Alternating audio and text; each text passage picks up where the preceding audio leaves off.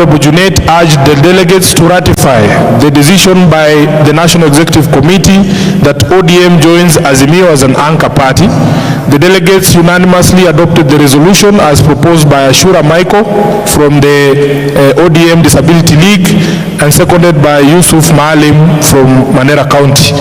At page 9 on the nomination of the presidential candidate, following the party leader's consultations with people of Kenya, he was overwhelmingly petitioned to run for president in the August 2022 elections.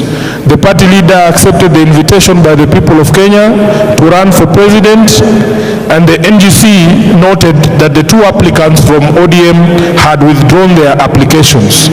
On page 10, Your Excellency, at the top, in view of the foregoing, the NGC approves that His Excellency Raila Odinga be approved as the sole candidate for president under the Azimio coalition. The resolution was proposed for adoption by His Excellency Wycliffe Ambassa Oparanya and seconded by His Excellency Ali Hassan Joho. Minute number 8, there was an address by various selected national officials, starting with George Aladwa, Rhoda Katalai from West Pokot, Stephen Asele from Marsabit, Caroline Agwanda from the County Orange Disability League, Nixon Kakiri, the chair of the ODM Disability League, John Ketora, Beth Siengo, Senator James Orengo, now Governor James Orengo.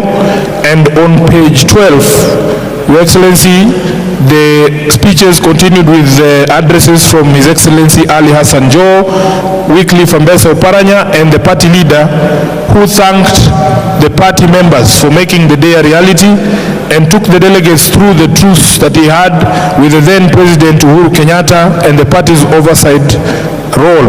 He thanked the delegates for nominating him as the party's flag bearer, noting that he was first reluctant and following the countrywide rallies where he sought the views of the voters on his candidacy.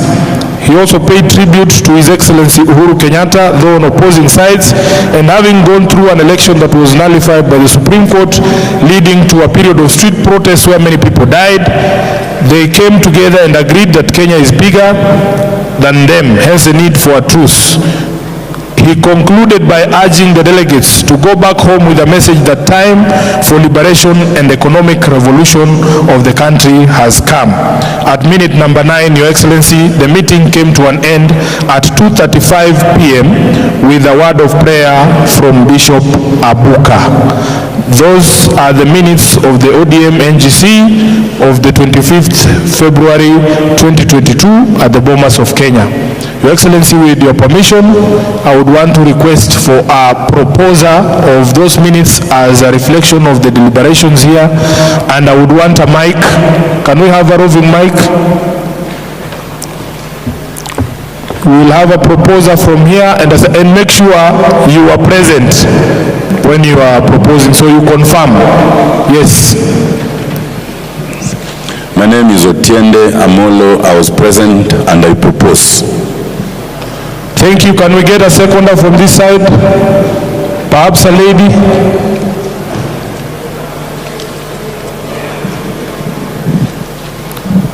My name is Nancy Matara Ochieng. I second. Thank you very much. The minutes have been adopted. Your Excellency, with your permission, I would move straight to matters arising, and you will see in the schedule there that I am required to give a report to you as the NGC, and much of my report will cover matters arising. And when the chairman comes back here, I think there is to go back home with a message that time for liberation and economic revolution of the country has come. At minute number 9, Your Excellency, the meeting came to an end at 2:35 p.m. with a word of prayer from Bishop Abuka.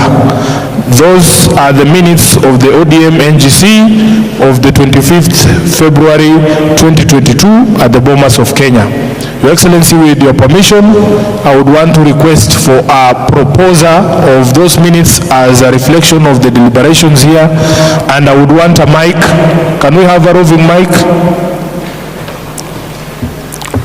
We will have a proposer from here, and make sure you are present when you are proposing, so you confirm. Yes. My name is Otiende Amolo. I was present and I propose. Thank you. Can we get a seconder from this side? Perhaps a lady?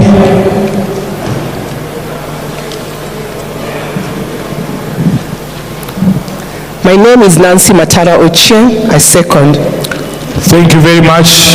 The minutes have been adopted.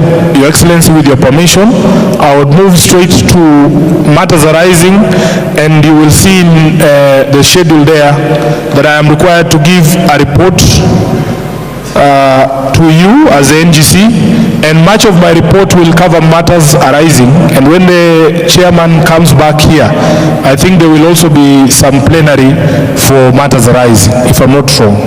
So, Your Excellency, there is a document in your bags as well, which is the report of the Secretary General, and I would want that we go together in that report.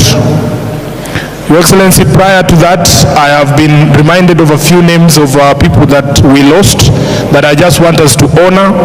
The former chairman, Kiambu County, not the county chair, from Kiambu County, we lost the Githunguri chairperson, Mr. Joshua Njoroge Young. We also lost the following members of parliament: Honorable William Kamoti, who was the MP for Abai. We lost the chair, Honorable Christopher Mchana, and Peter Gikunda from Buri branch in Meru. Christopher Mchana was the chair in Wundanyi. Josephat Kihara, chair Kidhunguri. Councillor Ochieng Ruku, who was a delegate from Awendo. We lost Abdullahi Abdi Mohammed, the vice chairperson, Mandera County, and the late Sheikh Ahmed Mwaringa, ODM Interfaith Council of Clerics and Kemnak Treasurer. I thank you for reminding me about those ones. It is not for any disrespect that we didn't note their names down. Your Excellency, with your permission, let me go to my report. And this is the report of the Secretary General to the National Governing Council.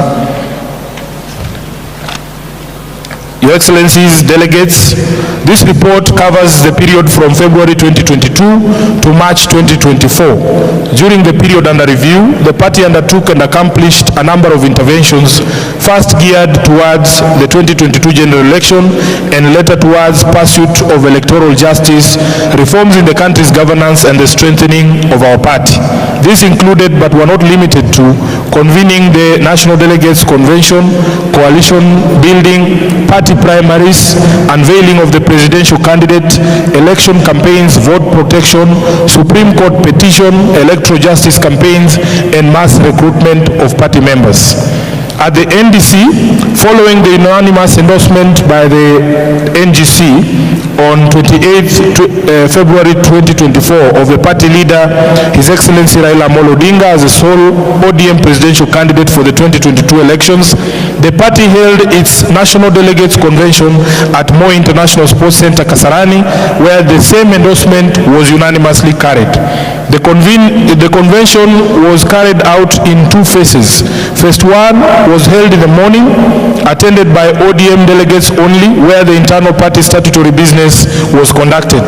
In the afternoon, phase two comprised both ODM delegates and Azimio la Umoja affiliate parties. His Excellency Honorable Raila Odinga was endorsed by Azimio leaders led by Jubilee Party leader and then outgoing President of the Republic, His Excellency Uhuru Kenyatta.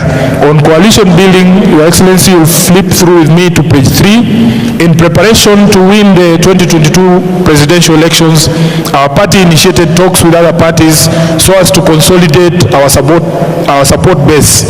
This culminated in the formal signing of the Azimio la Umoja One Kenya Coalition Party Agreement by 26 political parties, including the Wiper Democratic Party, which had initially stayed out. On the general election, the period April to August was for campaigns. The party sponsored candidates for all of the following positions: number 1, President; number 2, Governor; number 3, Senate, National Assembly, and County Assemblies. And when we talk of National Assembly, it includes the women representatives. Unfortunately, ladies and gentlemen, the ultimate prize, the presidency, occasioned by the IEBC chairman, Mr. Wafula Chebukati. For the remainder of the electoral positions, the party performed as below. ODM was able to get 15 county governors. Mjipigie makofi. Therefore, we have 15 deputy governors. Your Excellency, we have 20 senators, both nominated and elected. We have 2 members who represent us at the East Africa Legislative Assembly. We have 77 single constituency members. That is from each constituency. Mujipigie makofi. And then we have 11 women reps, getting us a total of 88 in the National Assembly. We have a total of 473 members of the County Assembly across Kenya. Pigieni makofi. So, Mr. Honorable Party Leader, on page 4 you will see a breakdown of the County Assembly member distribution and a confirmation that we have members of the County Assembly in 28 counties out of the 47 counties, and that brings the total to 473. Of course, the highest being Nairobi at 53, Kisumu at 46, Homabay 47, we have 42 in Kakamega and 26 in Kilifi, and Mombasa at 32. Those are the top leading counties when it comes to MCAs. Honorable Party Leader, allow me to go straight to membership drive on page 5. In November of 2023, the party launched a massive membership drive in the county of Siaya. Since then, the party leader has presided over the exercise in the following counties: Homabay, Migori, Nyamira, Kisumu, Kisii, Kakamega, Busia, Vihiga, Bungoma, Lamu, Tana River, Kilifi, Kwale, Taita Taveta, Mombasa, Meru, Nairobi, Wajir. And on behalf of the National Secretariat and the party leadership, I want to say thank you for the warm welcome and the great arrangements and support that we received whenever we visited your counties. Your Excellency, at the commencement of the exercise, you can see the membership status was as at page 6 that runs all the way to page 7. ODM had a total registered membership of 4,344,000. And of course, Your Excellency, we were with you in many of these exercises. It was a matter of great controversy. Who is the county that is leading in membership recruitment? If you look at that table, Your Excellency, you will see that the number 1 county, and this is because the membership is expressed as a percentage of the number of voters registered in your county. So the highest registration at 65.49% is in the county of Busia, and the county governor is here.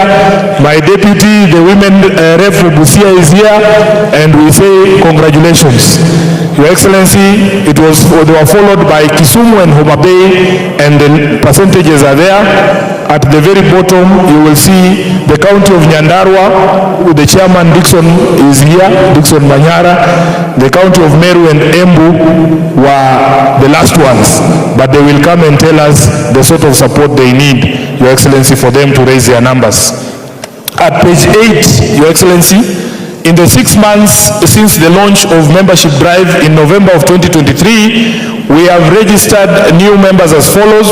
There is a total of 945,733 new members in that 6-month period that have been added to the party register. Mujipigie makofi, hiyo ni kazi mzuri ambayo mmefanya.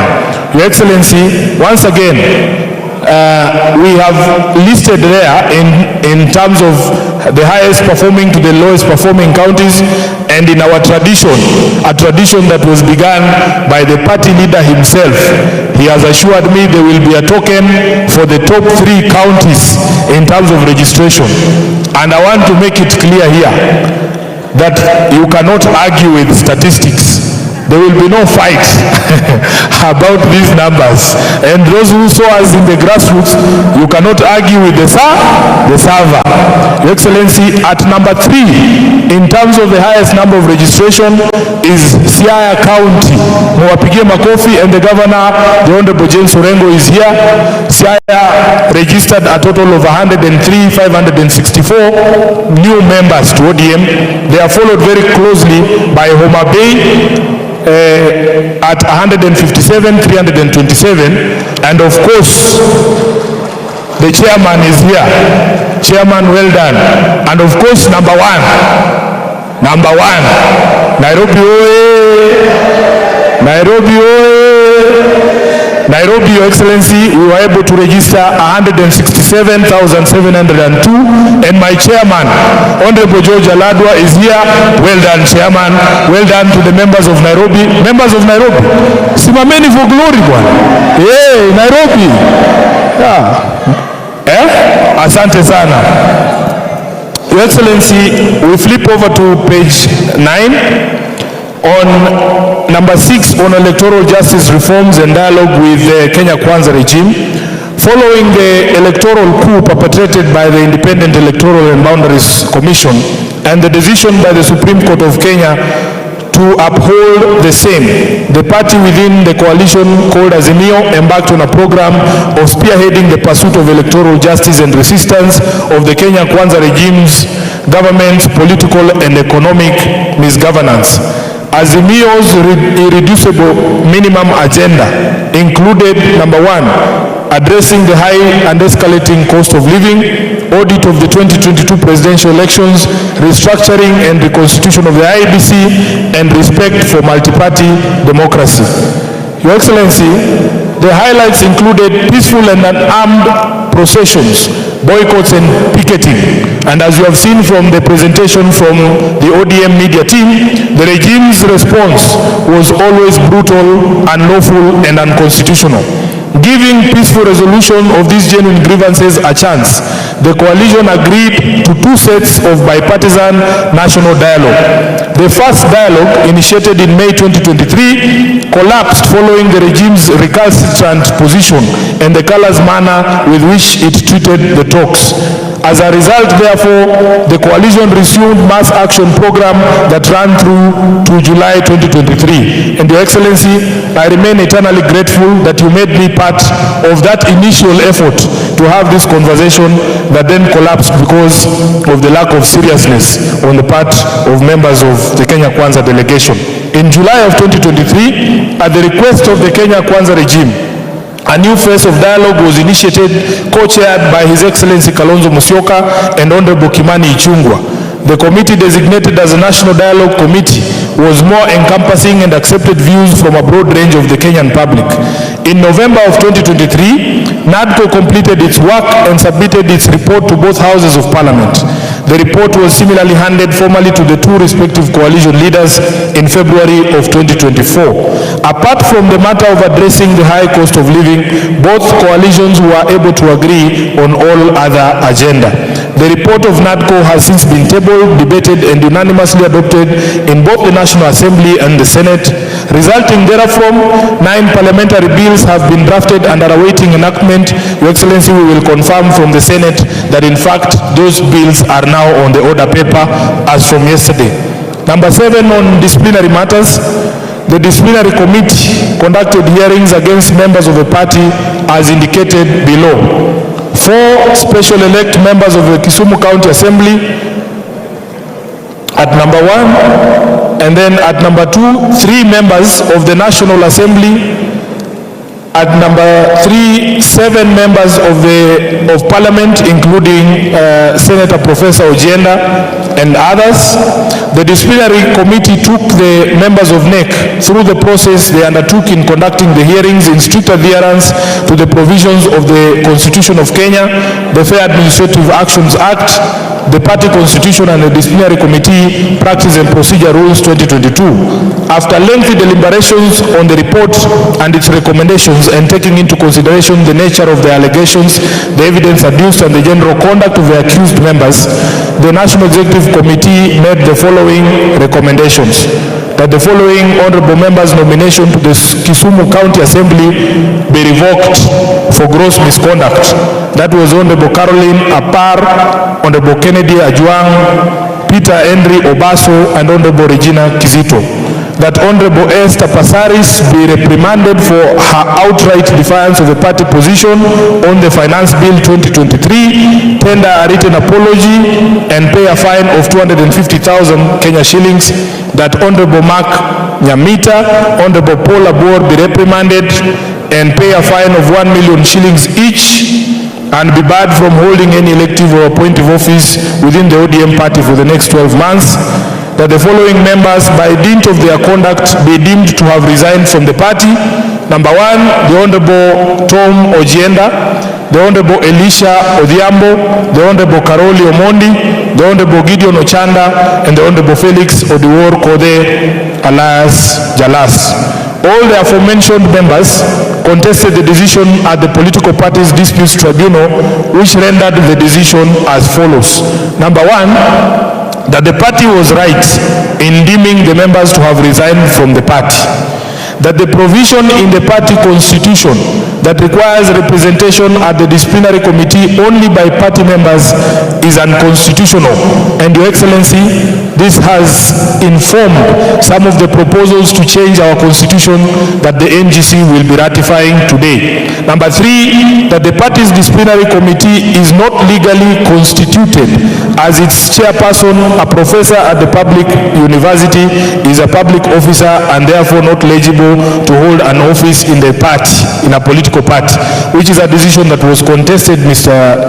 Honorable Party Leader, and it will inform some of the deliberations at this NGC. Your Excellency, allow me to proceed to conclude with the challenges we have faced as the national leadership of a party in the period under review. The Political Parties Act 2011 provides for registration, management, funding, and the registration of political parties, among other things. On funding, it specifically provides that not less than 0.3% of annual revenue, of the total national revenue, shall be allocated to the political parties fund, of which 5% shall be utilized by the Office of the Registrar of Political Parties for administration, and 95% shared to qualified political parties based on their strength. The Kenya Kwanza regime has continued to violate this provision with impunity, thereby curtailing our capacity to fund our activities. Since assuming power 2 years ago, the Kenya Kwanza regime has honed its ability to stifle political parties of the funds provided by statute. And I will give you an example, Your Excellency. In the financial year 2022-2023, the political parties fund had been allocated 1.47 billion shillings, with the ODM party entitled to receive 308 million shillings. Even before the registrar of political parties disbursed these allocations, the UDA party contested the formula that had been used to arrive at those distributions. Ultimately, the matter was dismissed with costs.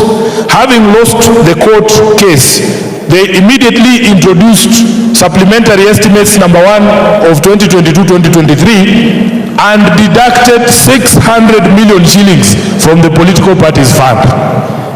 Your Excellency, similarly, in financial year 2023-2024, the fund received a similar allocation of Kenya shillings 1.47 billion, with ODM still entitled to receive 308,150,345. In November of 2023, the Kenya Kwanza regime introduced supplementary budget estimates number 1 of 2023-2024 that reduced the fund by Kenya shillings 867 million shillings.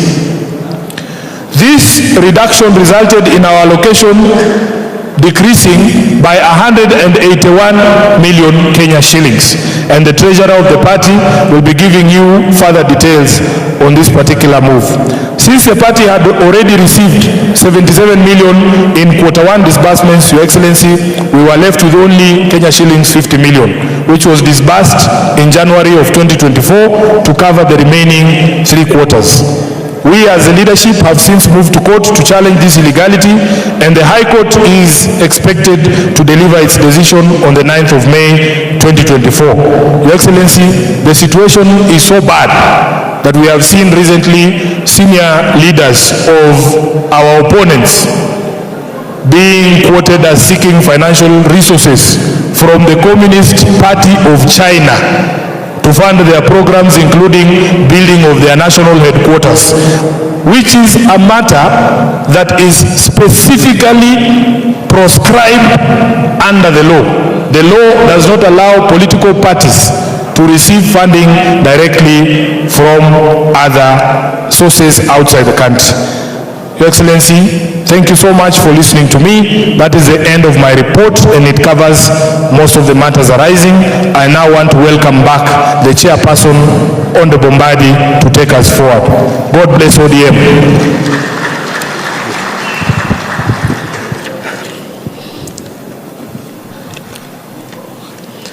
At this juncture, honorable delegates,